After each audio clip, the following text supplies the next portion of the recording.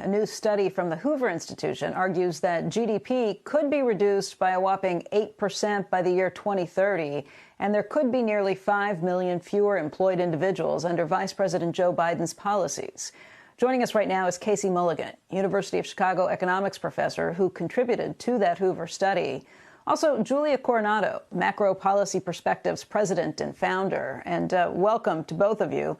Casey, why don't we start out making your case with this information in this new Hoover report? It's not just GDP and jobs. You're also talking about $1.5 trillion less in consumption that you think will be spent in that year. And by 2030, $6,500 less in median household income. What assumptions did you make to get to that point? Well, we assume that Biden, if president, would do the things that he aspires to do as compared to what President Trump would do, what he aspires to do. That's really the comparison we make. It's a comparison voters will make in a couple of weeks here.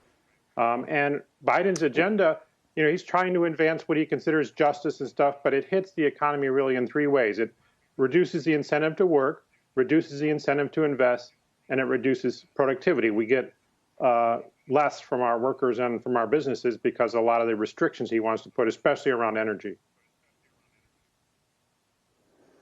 Julia, that's pretty counter to what a Moody's report has just come out with. Moody's is suggesting that there'd be 7.4 million more jobs under Biden if he were elected president. And, it leaves the average individual trying to figure out what to believe, what assumptions need to be made, and how can you realistically make predictions that look out 10 years? What do you think about those two studies and how to match them up? Yeah, that's exactly right, Becky. So I read both of the studies, and the key difference seems to be that the Hoover report assumes that every dollar of spending that Biden is proposing is paid for through higher taxes. So there isn't deficit spending, which, of course, while there are some higher taxes in the Biden plan, it is actually deficit spending. And then, therefore, it's net fiscal stimulus. And that is the modeling assumption that drives the Moody's conclusions, that you're actually getting a lot of net stimulus over the next few years. And they expect that it would deliver GDP above 4%. And I think, clearly the market is taking a pretty positive tone as the chances of a Biden presidency rise. The market tone through October has actually improved. So I think that markets understand deficit spending and what it means, and it tends to stimulate higher growth, not lower growth.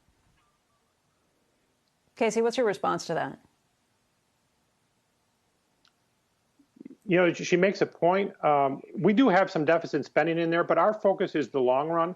In the long run, you can't have spending without some taxes that kind of match it up. It doesn't have to be exact.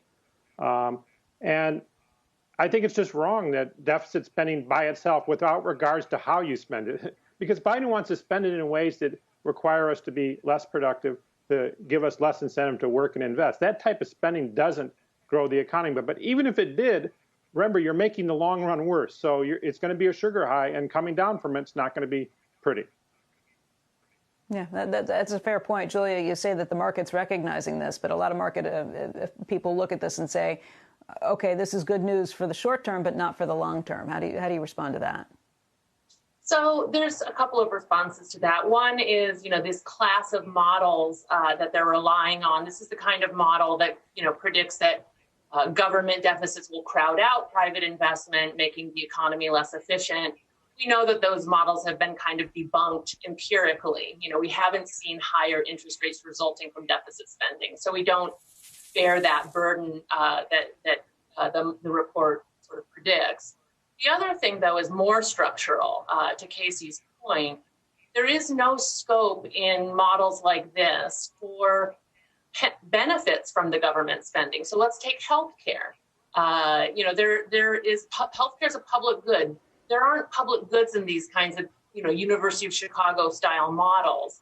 There aren't positive benefits from greater coverage. But actually, we know that greater coverage delivers benefits. It reduces uncertainty for households. It delivers efficiencies through greater risk pooling. And there's really no scope in the model for those longer run employment benefits. I mean, look, releasing that employment tie to health insurance coverage would actually make the labor market more efficient, right? I'm a small business owner. I would love not to have to haggle with health insurers every year for coverage of my employees. If you have a greater risk pooling, a system that features greater risk pooling, an option as people move across jobs, you're releasing them from that tie to employment-based health insurance. That would have tremendous potential efficiencies for public health. So there really is no, and I would argue clean energy has the same sort of public good nature to it. There's no sort of negative impact from not addressing climate change in the Hoover model. And so these are important considerations exactly to that longer run point that Casey's talking about. Shepard Smith here. Thanks for watching CNBC on YouTube.